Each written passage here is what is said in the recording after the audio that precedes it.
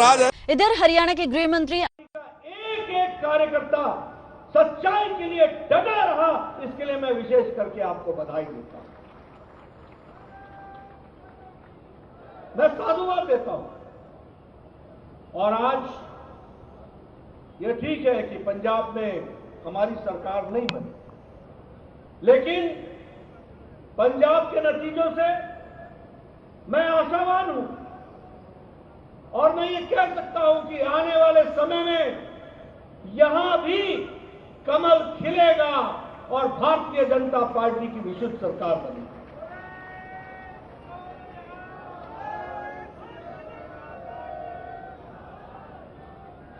ये ठीक है कि भारतीय जनता पार्टी को चुनाव के मैदान में पंजाब में आने में बहुत कम समय मिला। हमारा अकाली दल से समझौता हटने के बाद पार्टी ने पहली बार आप लोगों के माध्यम से 73 स्थानों पर चुनाव लड़ा, पहली बार। और मैं यह बता सकता हूं कि जिस तरीके का प्यार पंजाब की जनता ने भारतीय जनता पार्टी से आशा लगाई है, वो इस बात का द्योतक है कि आने वाले समय में वर्तमान सरकार को उखाड़ फेंकने की ताकत है तो वो भारतीय जनता पार्टी में है और वही पूरा करेगी और जनता का आशीर्वाद हमको मिलेगा। इसके साथ साथ 4 राज्यों के और भी चुनाव हुए। उत्तर प्रदेश में लोग बोलते थे कि इस बार भारतीय जनता पार्टी को कठिनाई का सामना करना पड़ेगा। मीडिया में भी तरह तरह की बातें आती थी, सामाजिक समीकरण बिगड़ गया है, भारतीय जनता पार्टी के पक्ष में नहीं रहेगा। लेकिन आपको जानकर के खुशी होगी कि उत्तर प्रदेश की जनता ने एक मुश्त फैसला नरेंद्र मोदी जी की स्कीम को और योगी जी के काम को उत्तर प्रदेश की धरती पर भरपूर सहयोग दिया।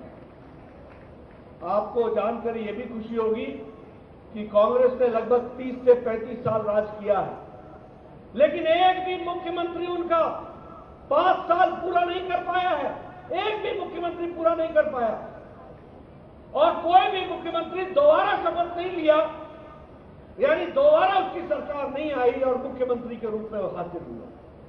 ये भारतीय जनता पार्टी है जिसने योगी जी के नेतृत्व में और मोदी जी के आशीर्वाद से सरकार तो बनाई ही बनाई।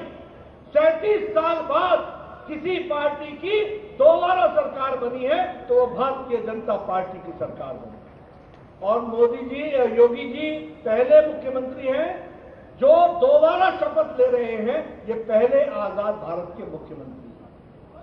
यहां कांग्रेस का हाल क्या हुआ?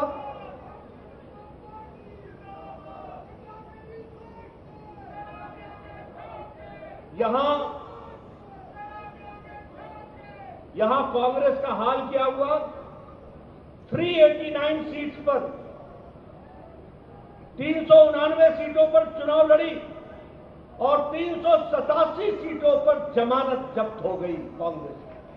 387 सीटों। आम आदमी पार्टी ने 377 सीटों पर चुनाव लड़ा और 377 सीटों पर ही जमानत जब्त करा ली। यह आकर के स्थिति खड़ी। उत्तराखंड में भी हमें आशीर्वाद मिला जनता का। जब से राज्य बना है पहली बार किसी पार्टी की दोबारा सरकार आई है तो वो उत्तराखंड में आई है। और वहां भी 70 सीटों में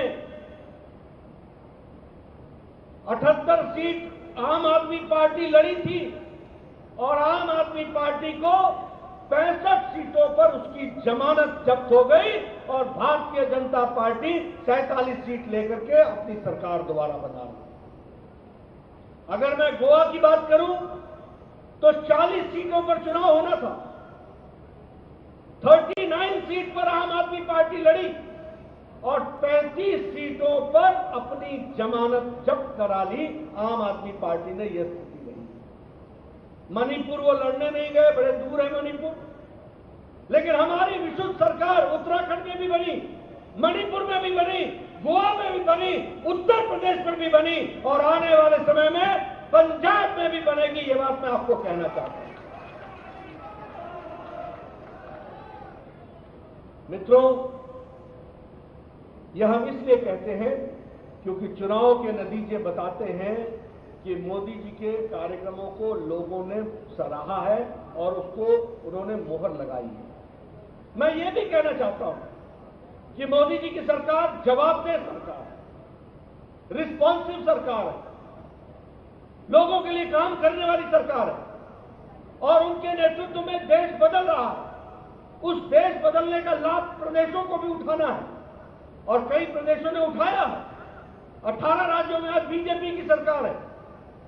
लेकिन यह भी मैं बताना चाहता हूं कि आज से पहले भारत में कोई भी बीमारी थी तो उसका इंजेक्शन भी इस देश में आने में 20 से 30 साल लग जाता था। हमारा देश तो कभी कोई वैक्सीन बनाता ही नहीं था। लेकिन जब कोरोना आया तो मोदी जी ने निश्चय किया कि भारत अपना इंजेक्शन और वैक्सीन बनाएगा और 9 महीने के अंदर एक नहीं 2-2 वैक्सीन दे करके भारत के लोगों को 190 करोड़ डोज लगा करके भारत को बचाने का काम किया तो नरेंद्र मोदी ने।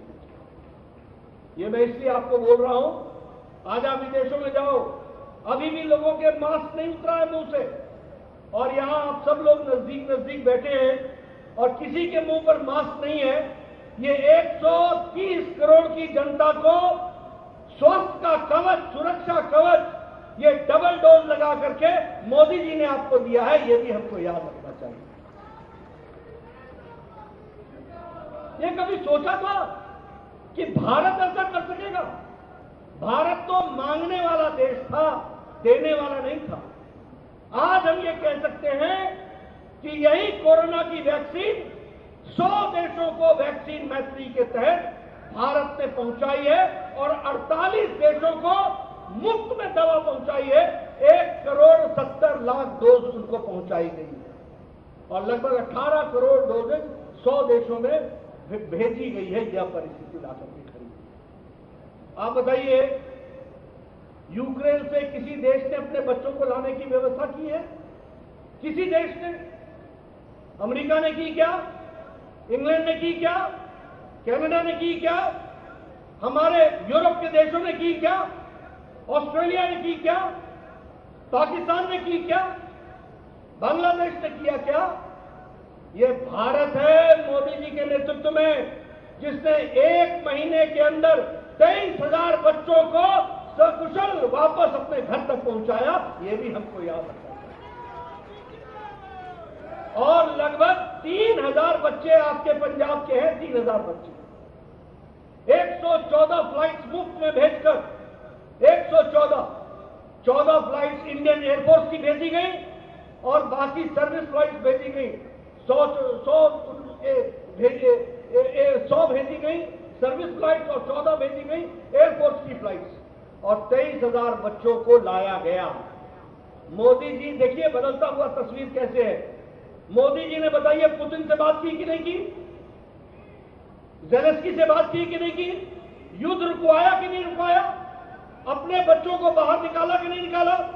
और विदेश मंत्रालय से उनको तुरंत वीजा लगा करके भारत पहुंचाने का तो काम किया ही किया, दूसरे देश के बच्चे भी भारत का तिरंगा लेकर के वहां से बचने के लिए निकले। ये भी हमको याद रखना चाहिए। इसलिए मैं हमेशा बोलता हूं कि हमारी सरकार प्रो रिस्पॉन्सिव सरकार है, बढ़ने वाली सरकार है, तीव्र गति से बढ़ने वाली सरकार।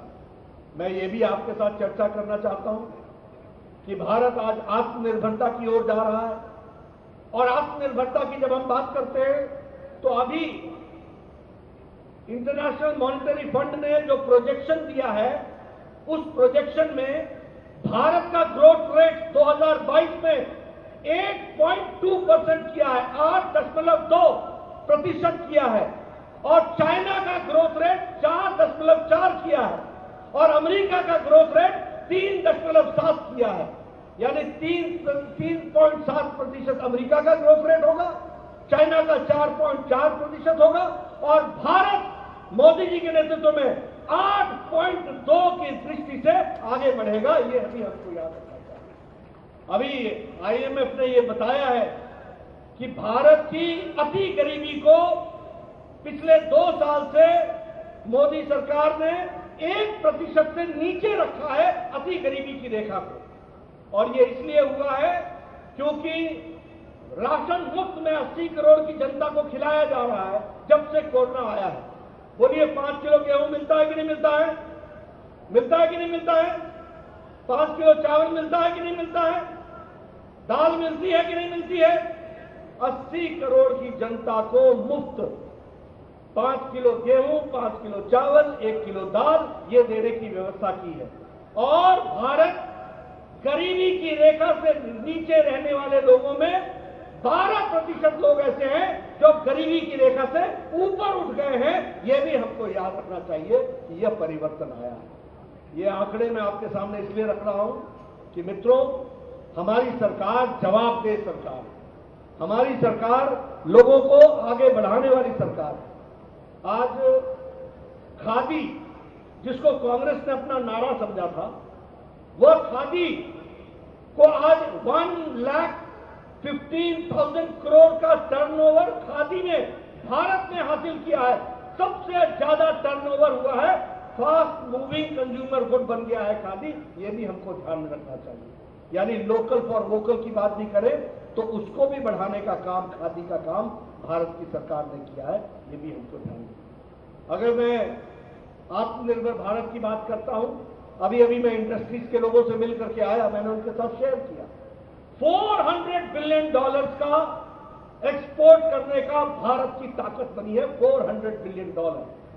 भारत जो इंपोर्ट करने वाला देश था, आज भारत एक्सपोर्ट करने वाला देश बन गया और मैन्युफैक्चरिंग सेक्टर में बन गया। यह भी हम परिवर्तन देखते हैं। मित्रों, ये सारी बातें आपके सामने मैं इसलिए कह रहा हूं क्योंकि जो कार्य हमारी सरकार ने किया है वो आपके सामने आना आवश्यक है। मित्रों, मैं पंजाब की धरती पर आया हूं। हिंदू सिख भाई भाई के तरीके से हम आगे बढ़ रहे हैं।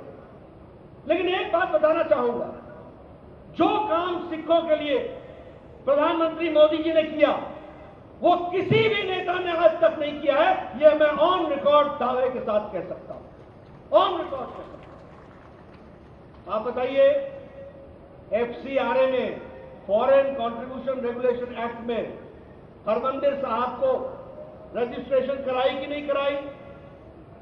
आज दुनिया भर के सिख भाई हरमंदिर साहब को कंट्रीब्यूट कर सकते हैं।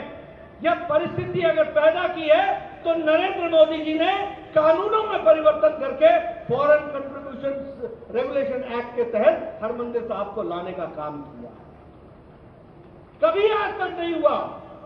लंगर पर से GST हटी कि नहीं हटी? लंगर पर से GST हटाई कि नहीं हटाई? ये मोदी जी ने, और 325 करोड़ सालाना भारत सरकार उस टैक्स को भरती है, 325 करोड़। यह है जज्बा हमारे सिख भाइयों के प्रति। आप बताइए, आप नानकाना साहब जाना चाहते थे, करतारपुर कॉरिडोर इतने सालों से रुका हुआ था कि नहीं रुका हुआ था? कोई सरकार नहीं कर पाई। 120 करोड़ रुपए देकर के कॉरिडोर भी बनाया, रास्ता भी निकाला, वहां यात्रियों के ठहरने की व्यवस्था भी की। और अब आप गुरु नानक देव के नानकाना साहब पर जाने के लिए वो व्यवस्था की गई, तो वो भी नरेंद्र मोदी ने करके दी है। ये भी मैं आपको बताना चाहता हूं।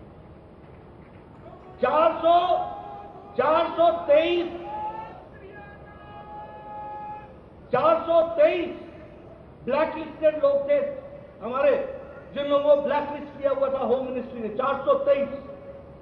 और आपको जानकर के खुशी होगी कि 421 को ब्लैक लिस्ट से हटा दिया गया है। सिर्फ 3 बचे हैं, वो भी आगे चल करके वो भी हट जाएंगे। इस बात को भी हमको ध्यान रखना है। ये भी हमको सन 84 के दंगे सन 84 में हुए थे, SITयां बैठी थी, किसी के खिलाफ एक्शन नहीं हुआ था। मोदी जी आए तो उन्होंने SIT बैठाई और जो भी सिख दंगों में संलिप्त थे उनको तिहाड़ जेल में डालने का काम किया, तो वो नरेंद्र मोदी जी की सरकार ने किया। हम आपके सामने, आप बताइए, 350 साल हमारे गुरु गोविंद सिंह जी का मनाया गया, प्रकाश पर्व मनाया गया। गुरु नानक देव जी का 550वां वर्ष मनाया गया। आप बताइए, सबको सरकार ने मनाया कि नहीं मनाया? सरकार जुड़ी कि नहीं जुड़ी? और सरकार ने उसकी व्यवस्था अपने हाथ में ली कि नहीं ली? मित्रों, ये देखने का नजरिया होता है जिस नजरिए से अंतर आता है। आज सिख की इंटरनेशनल स्टडीज का रिसर्च के लिए सेंटर बनाया है, और वो रिसर्च सेंटर सिख लिटरेचर को आगे कैसे बढ़ाया जा सकता है, इसकी भी चिंता की गई है। इसको भी आगे बढ़ाने का काम किया गया। जामनगर में 750 बिस्तरों का अस्पताल बनाने का काम हमारे सिख भाइयों के लिए वहां भी किया गया है। यानी हर दृष्टि से सिख भाई मेन स्ट्रीम में आए और भारत सरकार उनकी है और मोदी उनका है, इसको संदेश देने में कोई कसर नहीं छोड़ी है। और इस काम को करके हमारे सिख भाइयों को बताया, सिख भाइयों के लिए काम को किया गया। मित्रों, ये जो सबका साथ, सबका विकास, सबका विश्वास, सबका प्रयास, ये शब्दों में नहीं है, ये एक्शन में है, ये एक्शन में है। आखिर इतने नेता पैदा हुए, आपने भी हमारे सिख भाइयों को बहुतों को मंत्री बनाया, बहुतों को आपने बहुत सी पोजीशन पर बैठाया, बहुत सी सरकार विशुद्ध कांग्रेस की सरकार आई, लेकिन कभी भी आप इस काम को नहीं कर पाए जिस काम को आदरणीय प्रधानमंत्री मोदी जी ने किया है। यह भी आपके साथ मैं जरूर शेयर करना चाहूंगा और बताना चाहूंगा। मित्रों, जहां तक विकास का सवाल है, मैं ये कह सकता हूं कि आज विकास की नई गंगा बह रही है, हर दृष्टि से बह रही है, सड़कों का जाल बिछ रहा है। भाजपा के कौमी प्रधान जेपी नड्डा पंजाब दौरे ते ने ते लुधियाना पहुंचे। बीजेपी के कौमी प्रधान ने साफ तौर पर कहा कि प्रधानमंत्री मोदी ने सिखां लई जो किया वो किसी ने नहीं किया, किसी होर आगू ने नहीं किया। 84 नस्लकुशी के पीड़ितां नूं साडी सरकार ने इंसाफ दवाया। इस अलावा कांग्रेस ते भी निशाने बिंदर नजर आए। लुधियाना पहुंचे बीजेपी के कौमी प्रधान जेपी नड्डा का यह वड्डा बयान सामने आया है।